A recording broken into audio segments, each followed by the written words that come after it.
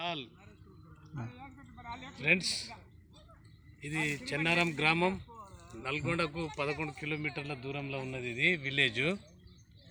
ఈ విలేజ్ నాతోని నా ఆర్గనైజేషన్లో సహచరుడుగా పనిచేస్తున్నటువంటి గాలి దేవులయ్య ఆలియాస్ రాజు పూలే, మనమంతా రాజు పూలే అని పిలుచుకుంటాం.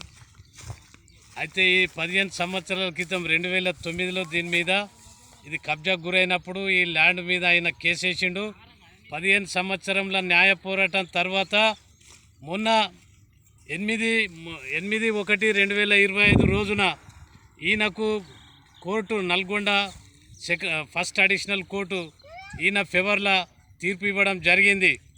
తీర్పు ఇచ్చినాక కూడా ఈ భూమి ఈయనకు ఫీల్డ్ అసిస్టెంటు, న్యాయస్థానం నుంచి ఒక ఫీల్డ్ అసిస్టెంట్ను, మండల్ సర్వేయర్ను ఆ భూమి డిమార్కేషన్ చేసి, సర్వే చేసి డిమార్కేషన్ చేసి ఆ గ్రామ పెద్దల సమక్షంలో పంచనామా చేసి ఆయనకు స్వాధీనపరచాలని చెప్పి కోర్టు యొక్క ఫీల్డ్ అసిస్టెంట్ను ఇక్కడికి డిప్టేషన్ చేయడం జరిగింది. Accordingly the field assistant along with surveyor has attended this field and measured the land and demarcated the boundaries of this land, which is the scheduled property 0.31 guntas of 261 survey number in Chennaram village, Nalgonda mandal.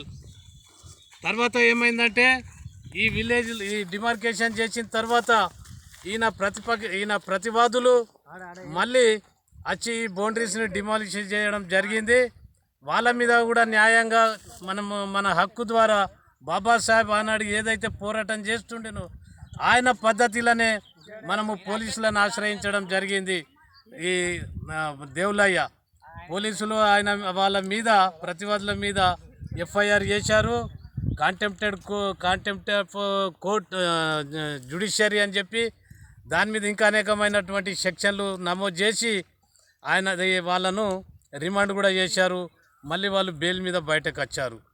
తర్వాత police వ్యవస్థ ఈయనను ఈ భూమి స్వాధీనం చేసుకున్నందుకు కొద్దిగా ఆటంకపరిచినప్పటికీ కూడా మళ్ళీ పోలీసు వ్యవస్థనే మాకు సహకరించి ఈ భూమి నీది, నువ్వు సాగు చేసుకోవచ్చు అని చెప్పగానే నేను దేవులయ్య ఇద్దరం నిన్న ఎస్పీ గారిని కలిసాము.